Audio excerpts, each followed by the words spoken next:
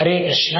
భారతదేశం ఆంగ్లేయుల పరిపాలనలో ఉండగా సనాతన ధర్మం తన ఉనికిని కోల్పోయి భగవద్భక్తి మసకబారిన రోజులవి. శ్రీ చైతన్య మహాప్రభు బోధించిన శుద్ధ ప్రేమ భక్తి సారాన్ని సైతం అనేక మంది బోధకులు మలినంగా అర్ధరహితంగా మారుస్తున్న అలాంటి సమయంలో బెంగాల్ భూమిలో ఓ మహాపురుషుడు జన్మించాడు. తపస్సు నిండిన జీవనంతో అంతరంగంలో పరమాత్మనే ధ్యానిస్తూ బహిరంగంగా వేద సాహిత్యాన్ని వెలికితీస్తూ భౌతికంగా బ్రిటిష్ ప్రభుత్వంలో అత్యున్నత మెజిస్ట్రేట్ పదవిలో ఉండి కుటుంబ బాధ్యతలు నిర్వహిస్తున్నా కూడా వారి అంతర్గత స్థితి మాత్రం ఒక పరమహంస స్థాయి. ఆయనే శ్రీల సచ్చిదానంద భక్తి వినోద్ ఠాకూర్. భగవత్ చైతన్యంలో ప్రపంచాన్ని తిరిగి మేల్కొలిన ఓ మహాభక్తుడు. పరమహంస అని కీర్తించాము ఎందుకో తెలుసా? భక్తి వినోద్ ఠాకూర్ గారి జీవితం ఈనాటి ఆధునిక గృహస్థ మానవులకు ఒక ప్రేరణ మరియు స్ఫూర్తి. ఎందుకంటే ఆయన జీవితం కూడా సాధారణ మానవులలాగే ఉంటుంది. భౌతిక ప్రపంచంలోనే ఉంటూ సంపూర్ణ భక్తి ప్రపంచంలోకి ఎలా వెళ్ళాలో ఆయన జీవితమే మనకు నిలువెత్తు నిదర్శనం. బ్రిటిష్ పరిపాలనలో డిప్యూటీ మెజిస్ట్రేట్గా ఉన్నారు కాబట్టి ఆయన జీవితం భౌతికంగా సుఖ సంతోషాలతో నిండినదిగా కనిపించవచ్చు. కానీ దీనికి ముందు వారి జీవితం చాలా దుర్భరంగా ఉంది. బాల్యంలో వారికి మైకం లాంటి మూర్ఛ ఉంది. ఎన్నో అనారోగ్య సమస్యలు వారిని జీవితాంతం వెంటాడాయి. తన తోబుట్టువులు అందరూ చిన్నతనంలోనే చనిపోయారు. చివరికి వారొక్కరే మిగిలారు. సంపన్న కుటుంబంలో జన్మించిన అతని ఆస్తి మొత్తం వారి తాతగారి దాన ధర్మాల వల్ల కరిగిపోయింది. మంచి భోజనం కూడా దొరికేది కాదు. తన 11వ ఏట వారి నాన్నగారు కూడా చనిపోయారు. చిన్నతనంలోనే వివాహం, ఆ తర్వాత వారి మొదటి భార్య తన 10 నెలల పాపను విడిచిపెట్టి చనిపోయింది.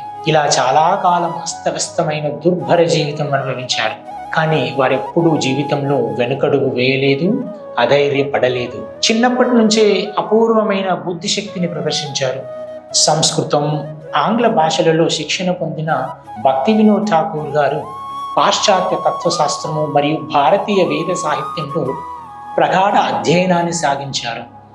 ఎంతో ధైర్యంతో ముందుకెళ్ళి ఉన్నతమైన సివిల్ సర్వీస్ ఉద్యోగం కూడా సంపాదించారు. కోర్టులో ప్రజా సమస్యలను ఇట్టే పసిగట్టి సత్వర తీర్పిచ్చి న్యాయాన్ని చేకూర్చేవారు.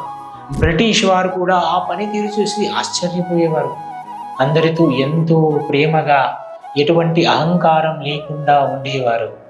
మనకు చిన్న కష్టం వస్తేనే చతికిల పడిపోయి భగవంతుని నిందించే మనకు ఇన్ని కష్టాల నడుమ అన్ని బాధ్యతల మధ్య భగవంతుని నామాన్ని కీర్తించి కృష్ణ చైతన్యాన్ని ప్రపంచానికి పంచిన భక్తి వినోద్ ఠాకూర్ గారి జీవితం నిదర్శనం కాదంటారా? ఇంతటి ఘనతను సాధించడానికి రహస్యం ఏంటో తెలుసా? శ్రీల భక్తి వినోద్ ఠాకూర్ గారి దినచర్య చూస్తే చాలా అద్భుతంగా, సాధారణ మానవులకు ఆశ్చర్యంగా అనిపించేది. వారు రోజులో కేవలం కొన్ని గంటలు మాత్రమే నిద్రపోయేవారు. రాత్రి 8 గంటల నుండి 12 వరకు నిద్రించి ఉదయం 4 గంటల వరకు తన కళాన్ని ఖడ్గంలా ఉపయోగించి బెంగాలీ, సంస్కృతం, ఆంగ్ల భాషలలో వందలాది పుస్తకాలు రచించారు. అవే గౌడీయ వైష్ణవ సిద్ధాంతాన్ని తిరిగి ప్రపంచానికి పరిచయం చేశాయి. ఇవి గ్రంథాలే కాదు, ఆత్మలని అంటే జీవుల్ని మేల్కొలిపే మంత్రాలు ఇప్పటికీ మనకు మార్గాన్ని చూపిస్తూనే ఉన్నాయి. ఉదయాన 4 గంటల తర్వాత జపం, ఆ తర్వాత భక్తులకు ప్రశ్నోత్తరాలు, ఆ తర్వాత పొద్దంతా డిస్ట్రిక్ట్ మెజిస్ట్రేట్గా బాధ్యతలు నిర్వహించేవారు. ఇంత లోతుగా వారు భక్తి మార్గంలోకి వెళ్ళే ముందు వారి ఆత్మశోధన ఎలా ఉండేదో తెలుసా? భక్తి సాధనకు ముందు వారికి ఇల్లు, పదవి, గౌరవం, పిల్లలు అన్నీ ఉన్నాయి. కానీ ఆయన హృదయంలో మాత్రం ఒక అస్పష్టమైన ఒంటరితనం, ఆత్మశూన్యత. నిజమైన భక్తి ఏది అనే సందేహం వారి యొక్క ఆత్మను ఉక్కిరి బిక్కిరి చేసింది. ఆ ఆత్మ మిగిలించిన ప్రశ్నలకి సమాధానం తీర్చే మార్గాన్ని వెతుకుతూ ఆయన క్రైస్తవ పుస్తకాలు, పాశ్చాత్య తత్వాలు, చాలా గ్రంథాలు చదివారు. కానీ సమాధానం లభించలేదు. ఆయన మనసు ఇంకా దేనికోసమో ఆశగా ఎదురు చూస్తూనే ఉంది. ఆ క్షణం రానే వచ్చింది. అదే క్షణం ఆయన జీవిత మార్గాన్ని మార్చింది. ఆ క్షణమే ఆయన శ్రీ చైతన్య మహాప్రభువు బోధించిన భక్తి యోగ సిద్ధాంతాల అవపోసన చేసిన సమయం. శక్తిని దైవంగా ఆరాధించే కుటుంబం నుండి వచ్చిన శ్రీల భక్తి వినోద్ ఠాకూర్కి శ్రీ చైతన్య మహాప్రభు బోధనలు ఇష్టం కలిగించిన కానీ కృష్ణుడిపై అంతగా ఆసక్తి ఉండేది కాదు. కృష్ణుడి గురించి పూర్తిగా తెలియక కృష్ణుడి వ్యక్తిత్వంపై కొంత వ్యతిరేకత కూడా ఉండేది. కానీ ఆ అద్భుతమైన శ్రీ చైతన్య దేవుని ప్రేమ భక్తిలో మునిగిపోయిన తర్వాత ఆయన జీవితం శాశ్వతంగా మారిపోయింది. 2 సంవత్సరాల వయసులోనే కాకిని చూస్తూ లయబద్ధంగా కవిత్వం చెప్పగలిగారు. 8 సంవత్సరాల వయసులోనే అలెగ్జాండర్తో పోరాడిన పోరస్ గురించి 30 సంపుటాలు రచించారు. కానీ ఇవేమీ ఇంకా ఏ ఇతర గ్రంథాలు కూడా వారికి ఆసక్తినివ్వలేదు. కేవలం శ్రీకృష్ణుడు, శ్రీ చైతన్య మహాప్రభు గాథలు తప్ప. అందుకే శ్రీ గౌరాంగ మహాప్రభు సందేశాన్ని పాశ్చాత్య దేశాలకు పంపే ప్రయత్నం చేశారు. 1896లో Shri Chaitanya Mahaprabhu his life and precepts అనే పుస్తకాన్ని కూడా పాశ్చాత్య దేశాలకు పంపించారు. భక్తి వినోద్ ఠాకూర్ గారి జ్ఞానార్జన తర్వాత భగవన్నామ ప్రచారం చేయాలనుకున్నారు. కానీ ఇది నా ఒక్కడికే సాధ్యం కాదు అని భావించిన భక్తి వినోద్ ఠాకూర్, ఓ ప్రభు, ఓ కృష్ణ, నేనొక్కడినే చేయలేను, నాకు తోడుగా ఇంకెవరినైనా పంపించు అని వేడుకున్నారు. ఆ ప్రార్థనకు ప్రతిఫలంగా ఆ శ్రీకృష్ణుడు తన కుమారుడిగా భక్తి సిద్ధాంత సరస్వతి ఠాకూర్ని ప్రసాదించారు. భక్తి వినోద్ ఠాకూర్ కలకత్తాలో ఉన్నప్పుడు శ్రీ చైతన్య మహాప్రభు యొక్క నిజమైన జన్మస్థానం ఎక్కడా అనే ఒక గంభీరమైన ప్రశ్న ఆయన మనస్సులో ప్రవేశించింది. అప్పటి వరకు చాలామంది వేరే ప్రదేశాలను చైతన్యుని జన్మస్థలమని ప్రచారం చేసేవారు. కానీ భక్తి వినోద్ ఠాకూర్ గారికి అది నిజమైన స్థానం కాదు అని అనిపించేది. ఒక రాత్రి ఆయనకి ఒక మహాద్భుతమైన దృశ్యం కనిపించింది. చంద్రకాంతితో ప్రకాశిస్తున్న ఒక పుణ్యభూమిని చూశారు.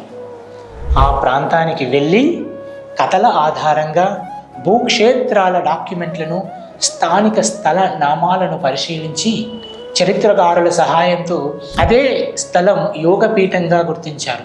దీని నిర్ధారణ కోసం భక్తి వినోద్ ఠాకూర్ గారు శ్రీల జగన్నాథ్ దాస్ బాబాజీ మహారాజుని తన వెంట తీసుకెళ్లారు. అప్పటికే కురువృద్ధుడైన ఆయన బుట్టలో నుండి దూకి ఎగబాకి కన్నీళ్లు కారుస్తూ అన్నారు, ఇదే యోగపీఠం, ఇదే శ్రీ చైతన్య మహాప్రభు జన్మస్థలం అని నిర్ధారించారు.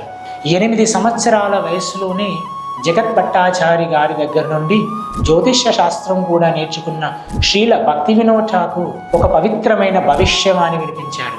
ఏం చెప్పారంటే, ఒక రోజు వస్తుంది, ఈ భూమి మీద ప్రతి దేశంలో, ప్రతి నగరంలో శ్రీకృష్ణుని నామం ప్రతిధ్వనిస్తుంది. మాయాపూర్ భవిష్యత్తులో ప్రపంచ భక్తుల యాత్రాక్షేత్రంగా మారుతుంది.